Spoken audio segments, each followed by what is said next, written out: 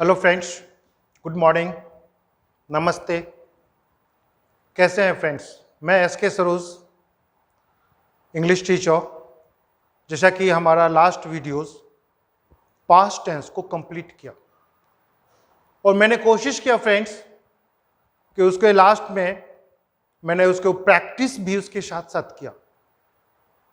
उम्मीद है कि वीडियो कुछ बेनिफिशियल हुआ होगा। फ्रेंड्स, आज टेंस के अंतिम सफर में यानी कि उसके लास्ट पार्ट फ्यूचर टेंस को आज हम टच कर रहे हैं। तो फ्रेंड्स, आज का जो टेंस है फ्यूचर के बारे में है। जैसे कि प्रेजेंट या पास्ट, जब सबके चार चार पार्ट होते हैं सॉरी, फ्यूचर के भी चार पार्ट्स होते हैं, पर इसमें दो पार्ट्स के बाद तीसरा और चौथा पार्ट जो होता है इसके बहुत कम यूज होते हैं। यानी कि बहुत कम से कम सेंटेंस इसमें आते हैं। फिर भी इसके फर्स्ट पार्ट्स, सेकेंड पार्ट्स भी कम नहीं होता है। जनरली टेंस को जानने के लिए तो इसे हमें सबके चारों पार्ट का, यानी कि प्रेजेंट के चारों, पास्ट के चारों और फ्यूचर के चारों को जानना जरूरी है। मैं भी कोशिश करूंगा कि इंट्रोड्यूस कम से कम कर दूं, लेकिन जो यूजफुल है इसमें प्रेजेंट के पूरे, पास्ट के पूरे और फ्यूचर के दूसरा दो तक, तीसरा भी रेयर में आता है, चौथा को तो कोई मतलब ही नहीं आने का। बस एक ये है कि आपको पता होना चाहिए कि ये कैसे होता है। ठीक है फ्रेंड्स, तो आज का हमारा जो फ्यूचर का फर्स्ट हम पढ़ रहे हैं, तो फर्स्ट हमारा आएगा फ्यूचर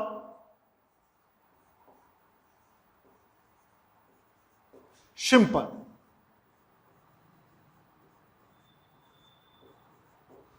ठीक है फ्रेंड्स, तो आज का टेंस हमारा है फ्यूचर सिंपल। एक्चुअल में फ्यूचर सिंपल होता है क्या? फ्यूचर सिंपल जो होता है यह इसके कंसेप्ट में होती है प्लानिंग, कि प्लान करना।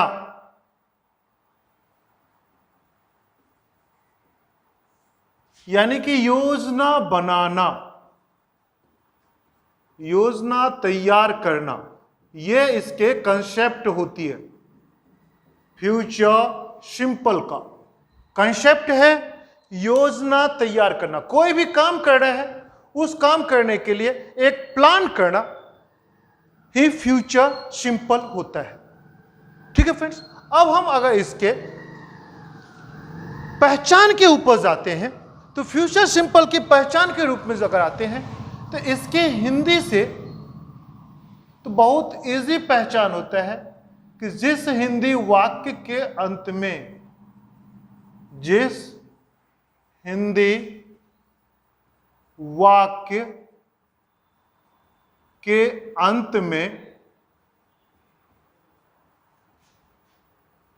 गा, गे या गी लगा रहे हैं।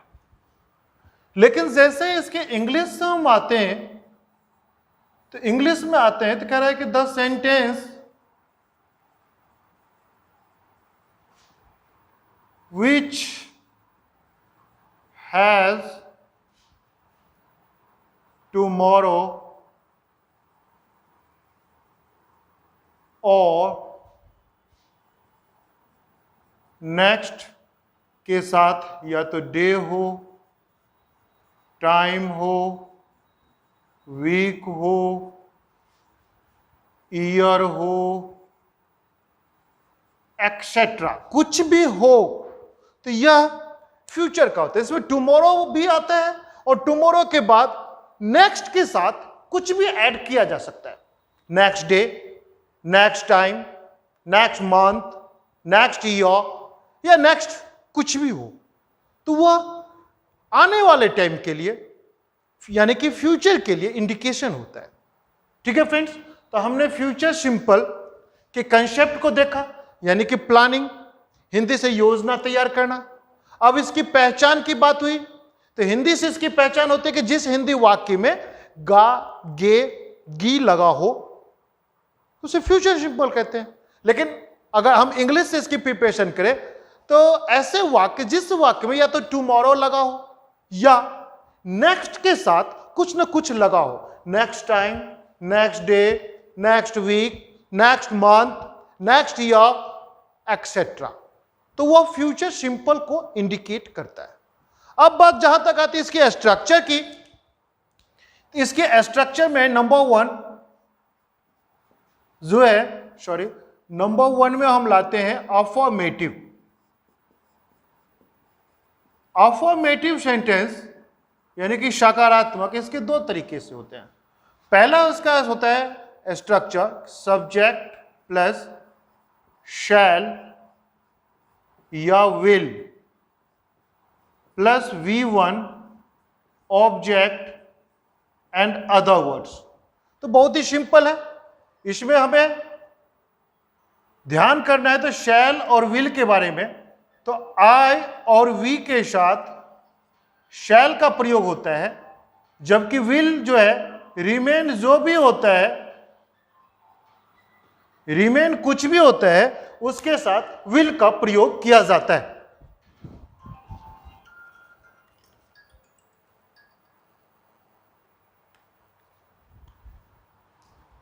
अब हम इसके अकॉर्डिंग हमने देखा कि अफर्मेटिव में सब्जेक्ट शैल या will plus V1 object and other words, shall का प्रयोग I और V बस इस दोनों के साथ किया जाता है। इसके अलावा कुछ भी आता है तो रिमेन जो भी बचता है सबके साथ विल का प्रयोग किया जाता है। ठीक है फ्रेंड्स। अब इस पे कोई भी सेंटेंस होता है, जैसे मैं कल वहां जाऊंगा। ठीक है फ्रेंड्स।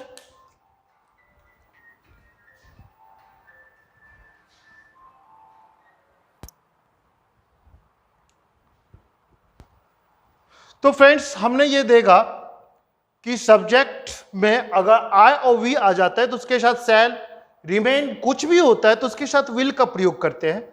इस पे अगर हम कोई भी सेंटेंस बनाते हैं, जैसे मैं कल वहां जाऊंगा, अगर यह सेंटेंस हो जाता है तो इसको हम किस तरह से करेंगे, क्योंकि इसका सब्जेक्ट I हो रहा है और I बिलोंग्स ए ग्रुप, यानी कि इसके साथ शैल का प्रयोग होगा, इसलिए यहां में हो जाता है आई शैल गो देयर। लेकिन यहां में कल को यूज किया गया, तो कल दो प्रकार के होते हैं, एक कल आने वाला और एक कल चला गया। तो यहां में आने वाले कल के बारे में हो रहा है, इसलिए यहां हो जाएगा आई शैल गो देयर टुमारो। ठीक है फ्रेंड्स। तो इस तरह से आपने अफर्मेटिव सेंटेंस का देखा। इसमें और भी हो सकता है, वह कल मुझे बुलाने आएगा, वह कल मुझे बुलाने आएगा। तो फ्रेंड्स इसमें देखें कि इसमें डबल वर्ब का यूज किया गया, यानी कि एक तो बुलाने और दूसरा है आएगा। इन दोनों को लेके चलेंगे तो चूंकि वो स्लोगन तो हमें याद रखना है, जो ऑलरेडी मैं आप लोगों को बता चुका हूं कि स्लोगन होता है हिंदी लास्ट और इंग्लिश फर्स्ट। तो हिंदी लास्ट और इंग्लिश फर्स्ट को लेकर के चले तो उसमें है कि आएगा, तो ही, चूंकि ये बी कैटेगरी से हो गया, तो he will come to call me tomorrow. ठीक है फ्रेंड्स। तो इस तरह से आपने देखा कि अफर्मेटिव के फर्स्ट स्ट्रक्चर ऐसा होता है, जबकि अफर्मेटिव में ही एक स्ट्रक्चर ऐसा होता है जिसके दो वर्सेस होते हैं। तो दोनों वर्सेस को लेके चलें तो उसमें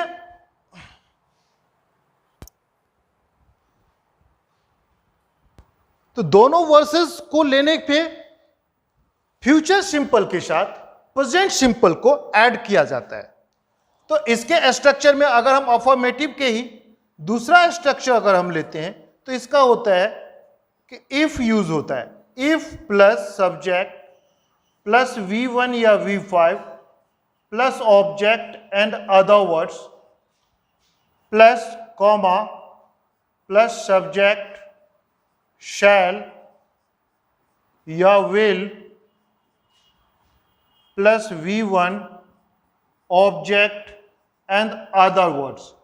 ठीक है फ्रेंड्स। ये वॉइस वर्ड्स भी हो जाता है फ्रेंड्स। इसको आप इस ढंग से भी आप दे सकते हैं कि सब्जेक्ट प्लस विल या शैल plus V1 object other words plus if subject V1 या V5 object and other words. अब अगर हम यहां में देखना है कि सब्जेक्ट के साथ V1 या V5 यूज हो रहा है, जैसा कि आपने प्रेजेंट सिंपल टेंस में देखा होगा कि प्रेजेंट सिंपल टेंस में क्या होता है, सब्जेक्ट अगर ए ग्रुप से बिलोंग करता है तो उसके साथ V1, अगर सब्जेक्ट बी ग्रुप से बिलोंग करता है तो V5 का प्रयोग करते हैं।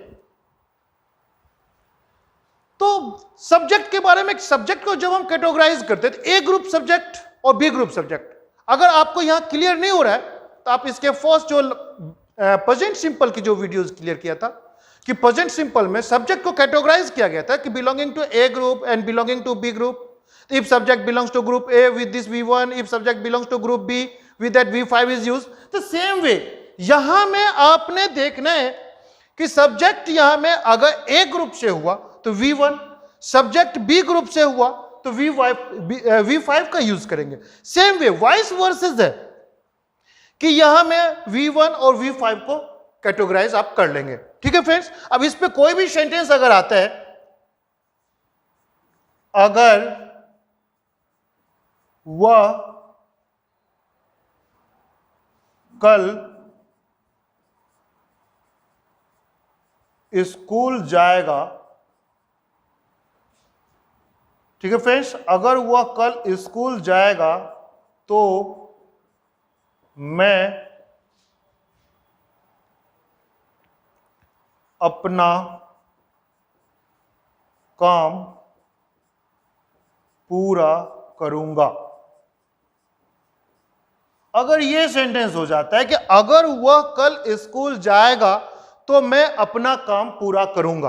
अब ऐसे सेंटेंस को बनाने के लिए, क्योंकि डबल सेंटेंस हो रहा है, तो डबल सेंटेंस में आपको क्या है, तो इसमें क्या करना है, तो आपको जो स्लोगन मैंने दिया था कि हिंदी लास्ट इंग्लिश फर्स्ट, ये स्लोगन आप हमेशा अपने ध्यान में रखें, हिंदी लास्ट इंग्लिश फर्स्ट।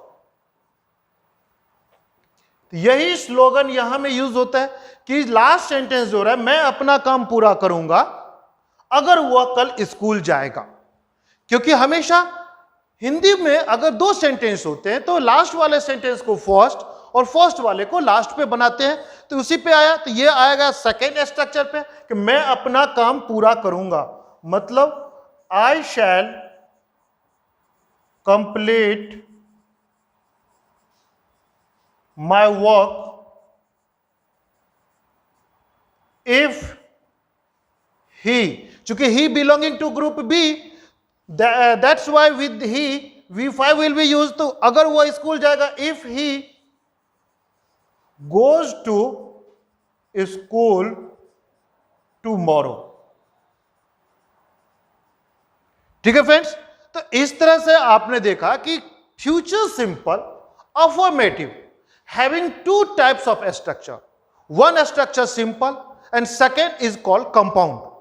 तो फर्स्ट स्ट्रक्चर जो था जनरल, कोई भी ग्रामर आप पढ़ते हैं तो इसमें फर्स्ट स्ट्रक्चर को इंडिकेट किया जाता है। इसमें सेकंड स्ट्रक्चर को बहुत कम ग्रामर में भी दिखाया गया है, और ये तो मैंने आपको बताया कि एक इनोवेशन है जो मैंने ढूंढा कि किस ढंग से आपको बेहतर इंग्लिश को रीच करना है। तो इस तरह से आपने देखा कि फर्स्ट स्ट्रक्चर सिंपल स्ट्रक्चर है जबकि सेकेंड स्ट्रक्चर कंपाउंड है, क्योंकि इसमें प्रेजेंट सिंपल के साथ इसको वाइस वर्सेस किया गया है। इसको ट्रांसलेट करने के लिए हमेशा हमें ध्यान करना होता है कि Hindi last English first. Hindi के वाक्य में अगर दो सेंटेंस होता है तो ये वाइस वर्स है, क्योंकि ये दोनों sentence belonging to future simple, लेकिन to convert into English it is necessary both sentence should not be in future simple. That's why I divided and I explained this thing clearly. Okay students, thank you। और कोशिश करूंगा कि आपको बेहतर और करें। तो आज के लिए आपके लिए अफर्मेटिव को ही ध्यान करना है, इस पे ज्यादा से ज्यादा सेंटेंस आप कंस्ट्रक्ट कीजिए, ट्रांसलेट कीजिए। प्रॉब्लम आ रहा है कमेंट करें। Thank you, have a nice day to you.